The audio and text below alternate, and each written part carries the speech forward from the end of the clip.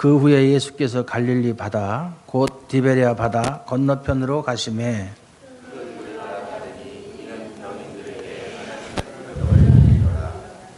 예수께서 산에 오르사 제자들과 함께 거기 앉으시니 예수께서 눈을 들어 큰 무리가 자기에게로 오는 것을 보시고 빌립에게 이르시되 우리가 어디서 떡을 사서 이 사람들로 먹게 하겠느냐 하시니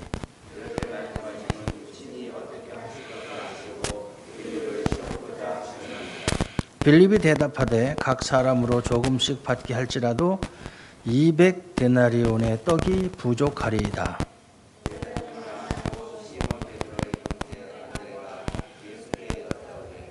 여기 한 아이가 있어 보리떡 5개와 물고기 2마리를 가졌나이다. 그러나 그것이 이 많은 사람에게 얼마나 되겠삼나이까.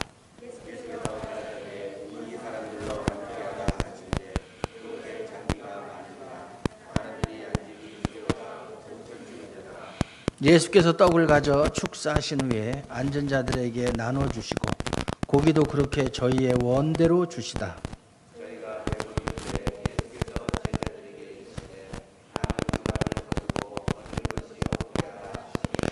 이에 거두니 보리떡 5개로 먹고 남은 조각이 12바구니에 찼더라.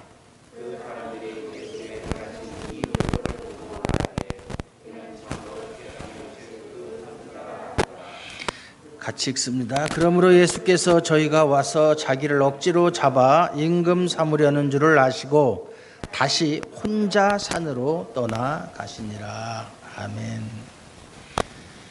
이 오병이의 기적이라고 하는 것이죠. 이 오병이의 기적, 떡 5개와 물고기 2마리로 5,000명을 먹이셨다. 아주 대단한 기적이죠. 이 오병이의 기적은 사복음서에 모두 기록이 되었습니다. 마태, 마가, 누가, 요한복음 다 기록이 되어 있습니다. 그리고 요한복음에 나타난 7개의 표적 중에 4번째 표적에 해당되는 사건입니다. 그저 이것을 우리가 많이 읽고 교회 조금 다닌 사람은 오병이의 기적에 대해서 모르는 사람이 없어요. 설교도 많이 들었고 저도 이 본문을 가지고 설교도 많이 들었어요. 대부분의 설교가 뭐냐면은 책에도 그렇게 나와 있는 책이 있는데 그 예수님께서 그 많은 사람들 5,000명이나 되는 사람들이 예수의 말씀도 듣고 예수님께서 행하시는 그 기적, 병을 고치는 것 이것을 보고 많은 사람들이 예수님을 따라왔어요. 그런데 날이 저물어서 이 사복음서를 종합해서 이렇게 이제 구성을 해보면 이제 그 사람들이 가야 되는데 그동안 시간이 흘러서 저녁 먹을 시간이 다 되었다. 그 사람들을 그냥 보내면 가다가 길거리에서 기진할까 두렵다. 그래서 예수님이 제자들에게 너희가 먹을 것을 주어라. 그렇게 말씀을 하십니다. 그러니까 빌립이 이 사람들을 다 음식을 이 사람들에게 먹이려면 200데나리온이나 되는 그런 돈이 필요하다.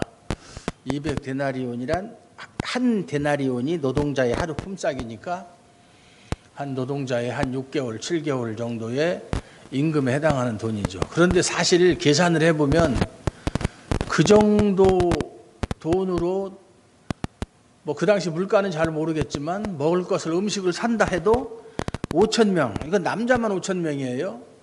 20세 이상의 남자만. 거기 여자도 있죠. 아이들도 있죠. 이렇게 합치면 2만 명, 보통 통상적으로 한 2만 명 잡는데 2만 명의 사람이 현재 우리나라 돈으로 그저 한 몇백만 원어치의 음식을 사서 2만 명을 먹일 수가 있는가. 그것도 사실은 현실적이지 않다. 그래서 예수님께서 너희 중에 먹을 것이 없는 거 알아보라. 그러니까 제자들이 군중들 속에 가서 혹시 먹을 것이 없나 알아보다가 이제 베드로의 형제 안드레가 어떤 어린아이가 가지고 있는 보리떡 5개와 물고기 2마리가 있는 것을 보고 그것을 가지고 와서 제가 찾아보니까 이 아이가 가지고 있는 이거밖에 없습니다. 이거 가지고 이 수많은 사람들에게 어떻게 하겠습니까? 그러니까 예수님께서 그걸 받아서 그걸 가지고 축사, 감사기도예요. 하나님께 감사기도 한 다음에 사람들을 앉혀놓고 음식을 떼어서 주고 사람들이 그걸 또 제자들이 받아서 사람들에게 주고 그렇게 해서 다 배불리 먹고 12바구니에 차도록 또 음식이 남았다. 남은 조각이 12바구니에 되었다. 이렇게. 이것이 오병이어의 그 개요예요. 내용.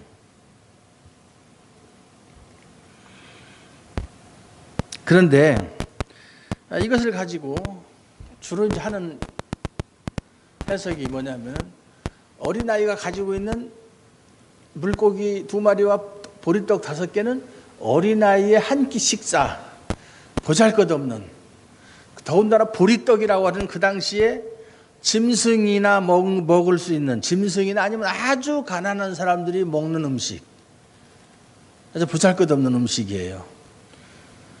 사실상 보리밥, 옛날에 제 초등학교 다닐 때 도시락을 싸우면 그 당시만 해도 아주 가난할 때이기 때문에 보리밥을 싸가지고 오는 사람들이 많았어요. 보리밥 삭함해서, 요즘 보리는 그런 보리밥 없어요. 요즘 무슨 뭐 명동 보리밥, 그런 보리밥하고 생각하시면 안 돼요. 옛날 깡보리밥, 정말 풀기라고는 없는 그런 보리밥, 아주 가난한 사람이 먹는 보리밥, 먹고 나서 돌았으면 배고픈 보리밥. 그러니까 어린아이가 가지고 있는 그 작은 것이라도 그것이 주님께 드려졌을 때, 헌신했을 때, 아무리 작은 것이라도 주님께 헌신하면 그것이 큰 기적을 이룬다. 뭐 이런 식으로 해석을 하거나 또 설교를 한 걸 많이 들었어요. 그런데 사실은 이 사건은 예수님께서 그 2만 명이나 되는 사람들을 보리떡 5개와 물고기 2마리로 먹이셨다. 기적을 일으켜서 정말 위대한 기적이죠. 그 자체에 의미가 있거나 아니면 어린아이가 내놓은 보리떡 또는 어린아이의 그 마음, 뭐 이런 행동, 이런 거는 전혀 중요하지 않은 거예요. 우리가 성경을 해석할 때 중요하지 않은 것, 엉뚱한 거 가지고 거기에다 의미를 부여해서 어린아이가 가지고 있던 것도 주님한테 드려지면 큰 이적이 나타난다. 그러니까 여러분이, 그거는 제가 가만히 생각해 보면 여러분이 하나님께 드리는 헌금 또 무슨 봉사 이런 것이 작은 거라도 하나님께 드리면 그것으로 말미암아 하나님께서 아주 큰 기적을 나타내 주신다. 이런 식으로 뭐라 그럴까요? 그 신앙이 별로 도움이 안 되는 다른 목적이 있어서 그렇게 해석하는 것은 아닌가 하는 생각이 들어요. 왜냐하면 이 본문에서 말하는 원래 의도하고는 상관이 없다. 왜냐하면 6장 14절에 보면 그 사람들이 예수의 행하신 이 표적을 보고 말하되 이는 참으로 세상에 오실 그 선지자라 하더라. 그러므로 예수께서 저희가 와서 자기를 억지로 삼아 임금 삼으려는 줄을 아시고 다시 혼자 산으로 떠나가시니라. 요 14절 15절과 연관해서 이 사건을 해석을 해야 돼요. 그러니까 유대인들은 그 표적을 보았을 때 무엇을 생각했느냐 하면 옛날 출애굽 때 모세가 이스라엘 백성을 애굽에서 이끌고 나왔거든요. 그게 출애굽이에요. 그래서 나온 지 한 달이 지났을 때 이제 가지고 나온, 애굽에서 나올 때 가지고 나온 음식이 다 떨어지고 사람들이 그때부터 배가 고프니까 이제 불평하기 시작합니다. 아, 우리가 애굽에 있었더라면 밥도 배불리 먹고 고기도 먹고 무엇도 먹을 수 있고 그랬는데 이 광야에서 우리가 먹을 게 없어서 이제 굶어 죽게 생겼다. 이렇게 불평을 하니까 모세가 하나님께 기도를 했죠. 그때 하늘에서 뭐가 내렸습니까? 만나가 내렸어요. 만나라는 말의 뜻이 뭐죠? 만나. 만나. 안 물어볼게요, 앞으로는. 만나는 이것이 무엇이냐. What's this? 이것이 무엇이냐. 하늘에서 내려오는데 동그랗고 하얗고 작은 아주 가시 같다고 그랬어요. 그리고 맛은 꿀 섞은 과자 같더라 그랬어요. 그걸 사람들이 걷어다가 매일매일 내리는 거예요. 그것이 매일매일 내려서, 그래서 일용할 만나예요. 그래서 사람들이 갖다가 뭐 쌓아놓고서 한 달치 또는 일주일치씩 쌓아놓고서 먹는 게 아니라 그거를 거두려면 해가 뜨기 전에 새벽에 나가서 거둬야 돼요. 그래서 그날 거둔 걸 그날 먹고, 그거를 만약에 놔두면 썩어서 벌레가 생기는 거예요. 그날 거둔 건 그날 다 먹고, 아무리 많이 거둬도 소용없어요. 왜냐하면 먹고 남는 게 다 썩어버리니까. 그래서 일용할 양식이에요. 그걸 갖다가 그래서 뭘 해서 먹었는지, 그걸 가루로 해가지고 떡을 해서 먹었는지 모르겠지만 어쨌든 그걸 먹고서 그들이 가나안 땅에 가서 농사를 지을 때까지 계속 만나가 내렸어요. 약 한 40여 년 동안. 그걸 생각하는 거예요. 모세가 하늘에서 만나를 내려서 우리 조상들을 먹인 것 같이 분명히 신명기 18장 15절에 보면 모세가 그런 말을 하거든요. 너희 가운데 내 형제 중에서 나와 같은, 너희들을 위해서 나와 같은 선지자 하나를 일으키시리니 너희는 그의 말을 들을지니라. 그것이 뭐냐면 메시아예요. 그래서 모세가 신명기 18장 15절에서 말한 그 선지자, 그 선지자로서 이 사람이 바로 그 선지자다. 여기도 보면은 14절에 보면 이는 참으로 세상에 오실 그 선지자. 이게 신명기 18장 15절에서 말하는 그 선지자예요. 예수님께서 하나님께서 약속하셨으니까. 그가 오면은 이제는 옛날에 이스라엘 백성을 애굽에서 출애굽했던 것처럼 이젠 두 번째 출애굽을 할 것이다. 왜냐하면 그 당시 이스라엘은 로마의 속국으로 있었거든요. 애굽의 식민이 노예 생활하던 것처럼 그 당시도 이스라엘 백성은 로마의 식민 지배를 받고 있었다. 언제부터? BC 63년부터 로마의 지배를 받고 있었어요. 예수님이 태어난 것이 BC 4년에서 6년 사이에 태어나셨으니까 예수님 태어나기 한 57, 8년 전에 이미 우리나라가 옛날에 일본에게 그렇게 약탈을 당하고 그렇게 일본의 지배를 받았던 것처럼 이스라엘도 로마의 지배를 받고 있었다. 그러니까 그들은 하나님께서 우리의 모든 처지를 아시니까 분명히 또 메시아를 보내주실 것이라고 약속하였으니까 메시아가 와서 제2의 출애굽을 시킬 것이다. 그래서 로마 정부를 다 무너뜨리고 그들을 격파하고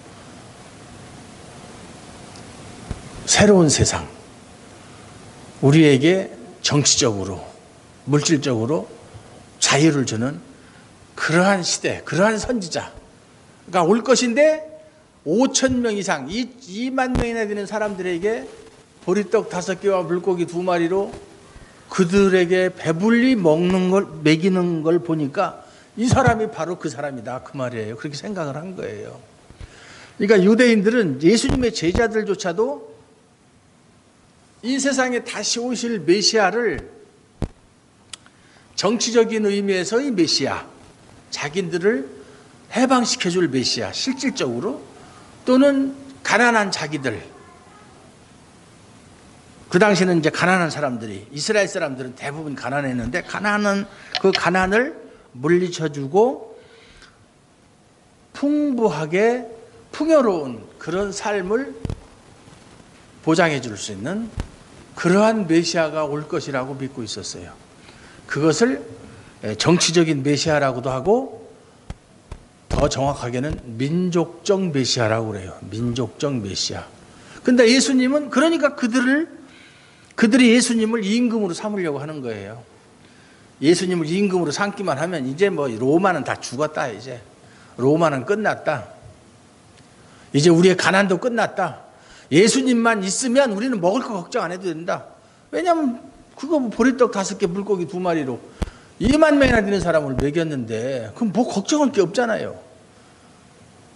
그리고 오늘이 처음이 아니고 그 전에도 예수님께서 행하시는 일들을 많이 봤잖아요. 몸 아파도 걱정 없다. 예수님이 다 고쳐주니까. 가난도 필요 없다. 먹을 거 걱정 안 해도 된다. 그런 메시아가 어디 있어요? 글자 그대로 끝내주는 메시아지. 그렇잖아요? 지금 예를 들어서 우리나라에 새로운 대통령이나 훌륭한 지도자가 나타나서 요새 맨날 데모하고 어제도 데모하고 그랬잖아요. 공무원 연금 몇백 프로씩 주고 해달라는 거 다 해주고 뭐 온 국민이 병원에 가도 10원 한 장 안 내고 다 의료비 다 부담해주고 국가에서 이렇게 한다면 그 사람은 천년 백년 동안 대통령 해도 누가 뭐라고 할 사람은 없어요. 그렇잖아요? 가장 이상적인 그런 지도자는 현실적으로는 불가능한 거죠. 그런데 예수님은 그들의 마음을 알고 예수님이 이 땅에 오신 것이 이 세상에서 왕 노릇하시기 위해서 오신 것이 아니기 때문에 그들의 요구를 물리치고 혼자 산으로 피하셨다. 그 얘기예요. 그러니까 이 사건은 뭐냐면은 오병이의 기적을 보고 유대인들이 생각한 현실적인 그런 어려운 문제, 육신적인 양식의 문제를 해결해 준 그 이적의 의미가 있는 것이 아니라 이 뒤에 쭉 나오지만은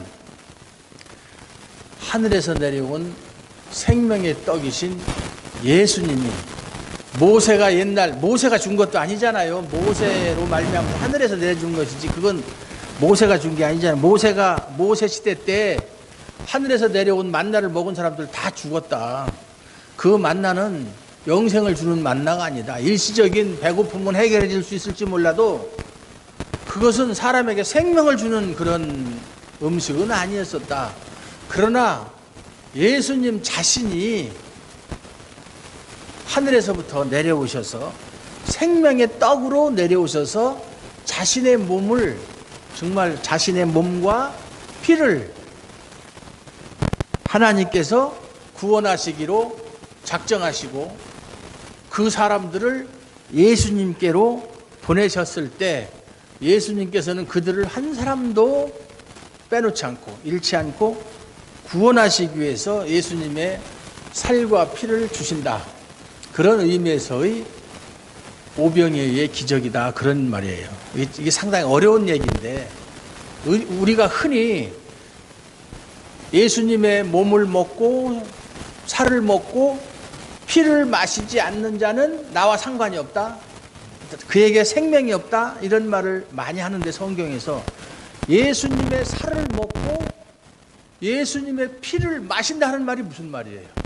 말은 많이 하고 많이 듣지만 실제로 예수님의 살을 먹을 수가 있어요? 예수님은 지금 있지도 않는데 우리는 어떻게 먹어요? 그 당시 사람들이야 뭐 예수님을 어떻게 먹었을 수도 있었겠지만 실제로 먹진 않았지만 어떻게 예수님의 살을 먹고 피를 마실 수가 있어요? 예수님이 십자가에서 피 흘린 거 그거 누가 떠다가 이거 먹으면 우리에게 영생이 주어진다고 떠다가 그거 먹은 사람이 있어요?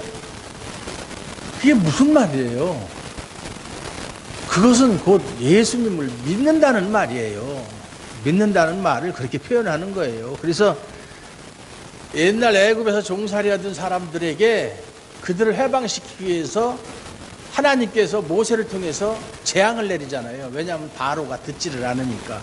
맨 마지막 10가지 재앙 중에 맨 마지막 재앙이 장자가 죽는 재앙이에요. 그런데 이스라엘 사람들한테는 분명히 말씀하셨어요. 하나님께서 너희들이 매 식구마다 하나씩 1년 된 수대양을 하나 잡아가지고 흠없는 수대양을 잡아서 그 피는 문 인방에 바르고 그 고기는 난로나 또는 삶아서 먹지 말고 구워서 머리, 다리, 내장까지 다 합쳐서 전체를 다 부어서 식구들끼리 다 나눠 마시라, 나눠 먹어라. 그러니까 피는 마시진 않았지만 고기는 먹었어요. 피는 어떻게 했느냐? 문인설주에다가 다 발랐다 이 말이에요. 그래서 죽음의 사자가 집에 들어가려고 하다가 그 집 문에 양의 피가 발라져 있으면 그냥 지나갔다.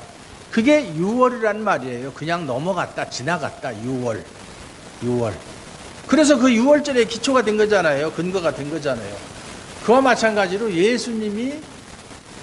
예수님의 살을 먹고 피를 마신다는 얘기는 최초의 그 양이 죽음으로 인해서 양의 피로 말미암아 이스라엘 백성들이 죽음을 맛보지 않고 피해를 보지 않고 사는 것처럼 예수님의 죽으심으로 말미암아 예수를 믿는 사람들이 심판에 이르지 아니하고 영생을 얻는다, 생명을 얻는다라는 말의 의미다 그 말이에요. 예수를 믿는 자가 받을 영생을 그렇게 표현한 거예요. 그래서 히브리서에 보면 피 흘림이 없은즉 사함도 없다. 피 흘림이 없은즉.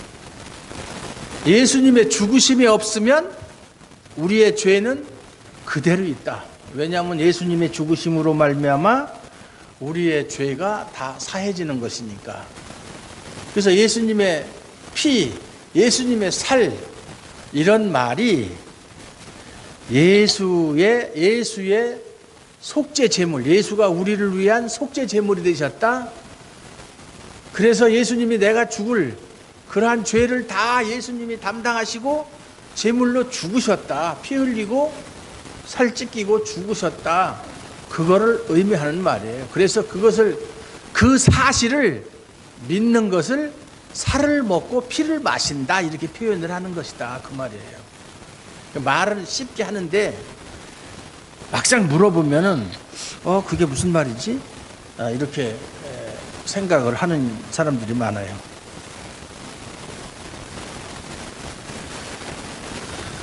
그래서 유대인들은 이 기적을 보고 당장 눈앞에 보이는 자신들의 배고픔을 해결해 줄 수 있는 그런 거로 생각을 했지, 정말 그 요한복음에서 항상 강조하는 것이 하늘에서 내려오는 산떡, 생명의 떡이신 예수님에 대해서는 생각을 하지 못했다. 그런데 그것을 우리에게 알려주시기 위해서 사도 요한이 그것을 여기에다가 기록을 해놓은 거예요. 성경에다가. 다른 그 공관복음을 보게 되면 다른 공관복음에서는 우리가 구원을 이야기할 때 출애굽 사건을 항상 먼저 떠올리거든요. 출애굽 사건은 구원의 모형이다. 또 거기에 또 가나안 뭐 이런 구약에 나오는 어떤 사건들을 구원과 연결을 시키는데 사도 요한만큼은 출애굽 사건을 구원의 모형으로 생각하지 않아요. 은근히 배격하고 있어요. 사도 요한. 왜냐하면 출애굽에서 사람들이 모세로 말미암아 나왔지만은 사실은 그건 어떻게 보면은 그건 세상적인 관점이고 물질적인 관점이에요.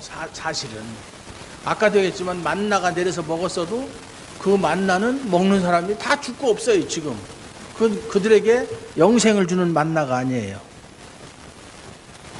그래서 구원이라고 하는 것이 유대인들이 생각하는 것처럼 출애굽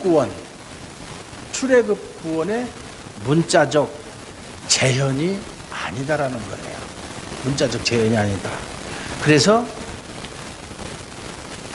유대인들은 구원을 어떻게 생각하느냐 하면 구원은 태초의 회복이다 이렇게 생각합니다. 태초의 회복이다. 옛날 아담과 하와가 태초의 에덴 동산에 살았던 것처럼 그 당시로 돌아가는 것이다. 그러나 사도 요한은 그렇지 않다.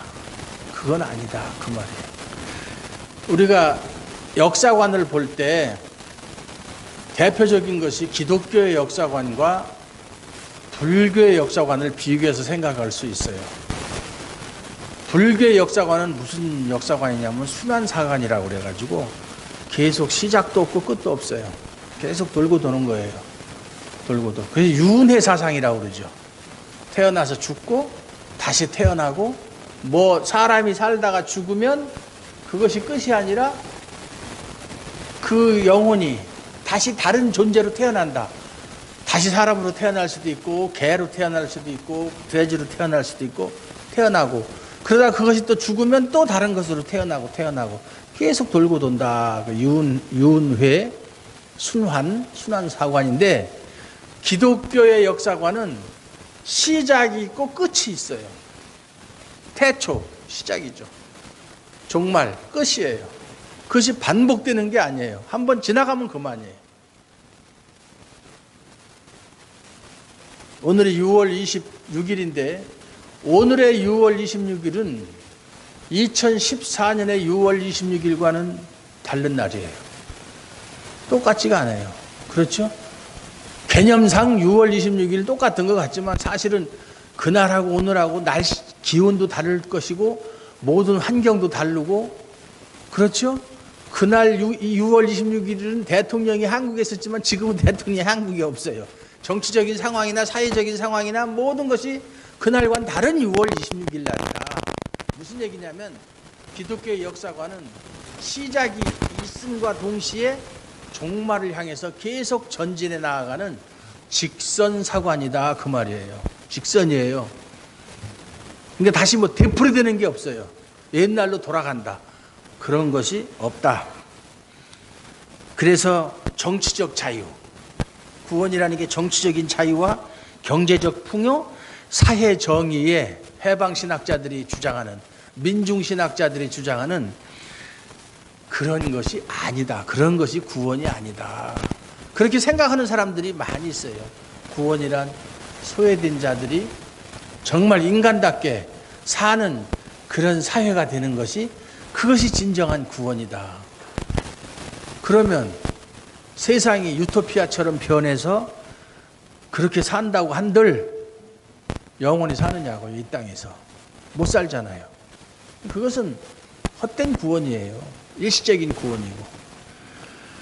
그래서 이 오병이어의 기적을 통해서 예수님께서 이 기적을 베푸신 이유는 단순히 배고픈 사람들을 불쌍히 여겨서 그들에게 한 끼의 식사를 제공했다는 것에 의미가 있는 것이 아니라 내가 그들로 하여금 나는 하늘에서 내려온 만나 같은 그런 떡이 아니라 생명의 떡이다. 나를 통하지 않고는, 나를 먹지 않고는 너희가 영원히 살 수 없다. 내가 주는 오병이어의 기적을 통해서 주는 떡을 먹은 사람들, 그 사람들이 그 떡을 먹고 얼마나 오래 갔겠어요. 아무리 배가 터지도록 먹어봤자 아까도 얘기했지만 보리떡인데. 그러니까 예수님께서 왜 보리떡을 좀 피자로 만들어서 좀 주시든지 더 맛있는 거를 주지, 해필 그래 보리떡을 가져왔다 해서 보리떡을 그대로 그렇게 사람들에게 나누어 주셨을까? 더 맛있는 거 많이 있는데 그 당시엔 피자가 없어서 그랬나? 그러니까 보리떡을 그대로 그 사람들에게 주는 것은 육신의 양식이라는 것은 어떤 것을 먹어도 그건 영원할 수가 없다는 거예요. 그걸 깨우치기 위해서 그대로 준 거예요. 보리떡. 그럼 그들이 당장 야 배부르다. 저 사람이 우리 왕이 되면 우리는 이제 먹을 거 걱정 안 한다. 그래서 배고플 때마다 예수님이 보리떡을 만들어서 그들에게 또 배불리 먹이고 또 물고기를 갖다 배불리 먹이면 과연 얼마만큼이나 그 사람들이 만족해 하겠는가. 얼마 지나면 그때 또 불평하는 거예요. 우리가 보리떡이나 먹어야 되느냐. 이거 먹고 이게 사람은 사람답게 살아야지. 예? 보리떡만 먹고 우리가 살 수 있겠느냐. 분명히 불평을 했을 거예요. 그러니까 그런 육신적인 양식은 거기에 얽매이지 말아라 그 말이에요. 육신적인 양식. 그게 중요한 게 아니다. 우리가 정말 소망해야 되고 먹어야 되는 것은 하늘로부터 내려온 산떡이신 예수님을 먹고 마셔야 된다. 먹어야 된다. 그 안에서만 참된 배부름과 해갈이 있다 그 말이에요. 그러지 않고는 항상 불만족스럽고 배고프고 먹으면 잠깐 괜찮았다가 또 금방 또 배고프고 또 목마르고 그런 거잖아요.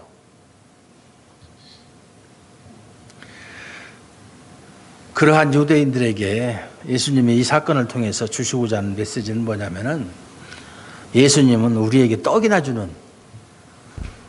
그런 떡이나 줄 정도의 구원을 주시는 분이 아니다라는 거예요. 그래서 지금도 예수를 믿는 목적이 어떤 자기가 원하는 것을 얻기 위해서 예수를 믿었다면 그 원하는 것이 얻어지면 그 사람은 이제는 예수를 떠나는 거예요. 그런 사람 저 많이 봤어요. 자기 남편이 얼마나 술을 많이 먹는지 365일 하루도 술을 안 먹는 날이 없대요. 그래서 늘 하나님께 기도하기를 하나님 제 남편 술 끊게 해주세요. 왜냐하면 술 먹으면 집에 와서 행패 부리고 두들겨 패고 막 이러니까 견딜 수가 없어서 그게 기도 제목이에요. 그런데 정말로 놀랍게 교회에 나가서 열심히 기도하고 교회에서 봉사하고 뭐 했는데 한 2년쯤 지났을 때 남편이 술을 끊었다는 거예요. 얼마나 감사한 일이에요. 그럼 이제 그런 사람이 어디 가서 이제 간증을 하죠. 내가 기도하고 뭐 했더니 남편이 술을 끊었다. 하나님은 살아계신 하나님이다. 할렐루야. 그래서 그 뒤에 만났어요. 만나서 요즘에는 신앙생활 참 재미있겠어요. 왜냐하면은 남편도 이제 술도 끊고 그랬으니까 이제 앞으로 남편을 전도해서 같이 교회도 나오시고 얼마나 좋겠어요. 그랬더니 목사님 저 요즘 교회 안 나가요. 그러는 거예요.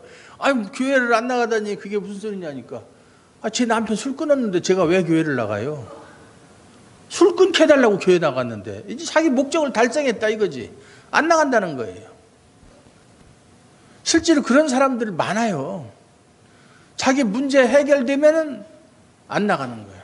우리 생각하고는 다르죠. 예를 들어서 제가 어떤 사람이 불치병에 걸렸어요. 하나님께서 이 병만 고쳐주시면 하나님이 하라는 대로 다 하겠습니다.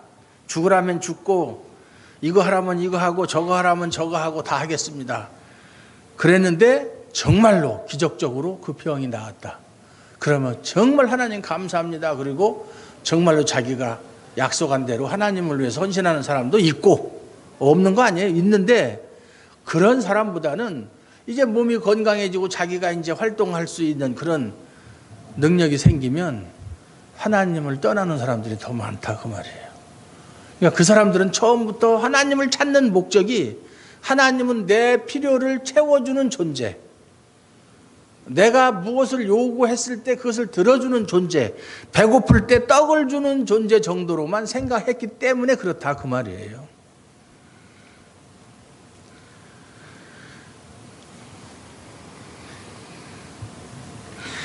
그래서 6장 31절에도 보면 하늘에서 그들에게 떡을 주어서 먹게 하였다 함과 같이 우리 조상들은 광야에서 만나를 먹었나이다. 우리 조상들은 하늘에서 만나를 먹었나이다. 32절에도 보면 모세가 너희에게 준 만나는 그것은 참 떡이 아니다 이 말이죠. 즉 영생을 주는 떡이 아니다. 49절에도 나오죠.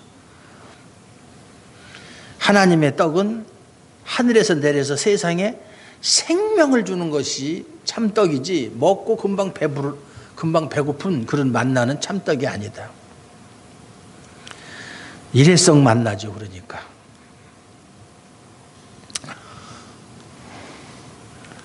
성도는 세상이 주는 것, 우리 육신의 어떤 배고픔이나 또는 육신의 어떤 부족을 채우는 것으로 그 목적으로 예수를 믿는 사람들이 아니에요. 그래서 그것이 다른 사람보다 적다고 불평하거나 불만하지 않고 불만 가지지 않고 또 그것이 남보다 많다고 해서 우쭐대지도 않고 정말 성도는 하나님을 사랑하는 성도는 하늘의 것 하늘에서 내려오신 생명의 떡이신 예수님 안에만 참된 배부름과 해갈이 있음을 믿고 예수님을 소망하고 그것으로 만족하며 사는 사람들이에요. 그게 참 성도예요. 그러한 성도님들 다 되시기를 주님의 이름으로 축원합니다. 하나님 아버지 감사합니다. 오늘도 우리에게 우리 오병이의 기적을 통해서 우리가 어떠한 자세로 세상을 살아가야 할지를 배웠습니다. 우리가 배운 바 이 말씀을 통해서 우리가 하나님 앞에서 정말로 참된 성도로 살아갈 수 있기를 원합니다. 하나님 도와주시고 인도하여 주시옵소서. 예수님 이름으로 기도드리옵나이다. 아멘.